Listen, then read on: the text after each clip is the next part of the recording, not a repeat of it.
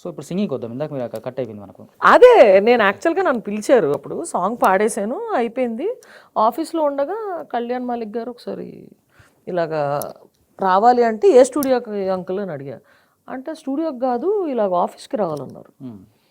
Office అంటే maybe వాళ్ళ ముందు ఏమైనా కొత్త ట్యూన్ చేశారేమో, పాడి వినిపించాలేమో అనుకుని 2 hours పర్మిషన్ తీసుకుని వెళ్ళి చూసేసరికి అక్కడ మొత్తము దాము అంకుల్ ఉన్నారు, నందిని రెడ్డి, నాని వీళ్ళందరూ ఉన్నారు. అప్పుడు రాగానే ఇలా టేబుల్ మీద ఇలా కొట్టి అలా వెళ్ళి టేబుల్ మీద కూర్చుంది నందిని రెడ్డి. ఎవరా కటౌట్ నాలాగే ఉంది, కొంచెం డిఫరెంట్గా ఉంది కానీ నాలాగే ఉంది అనుకున్నా. అనుకుంటే ఇలా యాక్ట్ చేస్తామంటే ముందే చెప్పేసా, విగ్గులు పెట్టడాలు, ఎవరికన్నా వైఫ్గా గర్ల్ ఫ్రెండ్గా యాక్ట్ చేయడాలు ఇట్లాంటివి ఏమీ నేను చేయలేను.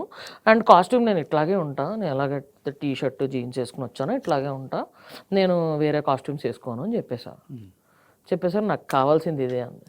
ఓకే, బుక్ అయిపోయారు అంటే తెలియదు కదా మీకు. యా నెక్స్ట్ అలా మొదలైంది.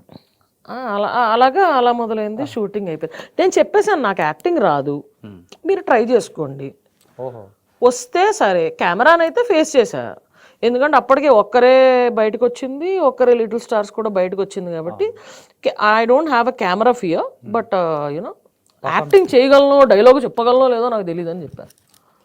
నాకు డైలాగులు కూడా గుర్తుండవు, నేను మొబైల్లో ముందు నోట్ ప్యాడ్లు పెట్టేసుకుంటా.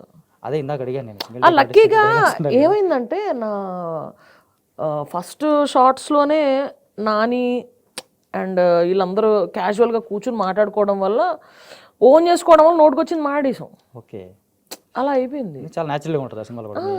ఫస్ట్ సినిమా లాగా అనిపించదు. నాకు అనిపిస్తుంది, బట్ మీకు అనిపిస్తుందిలేండి, చూసే వాళ్ళకి ఇంపార్టెంట్ కదా. లక్కీలీ. సో నాని గారు అప్పుడైనా మీకు పరిచయం? అప్పటి నుంచే పరిచయం. అట్లా పరిచయమే నాని గారిని అరేవరైనంత దూరం వెళ్ళటానికి అంత డీప్ ఎట్లా మీరు?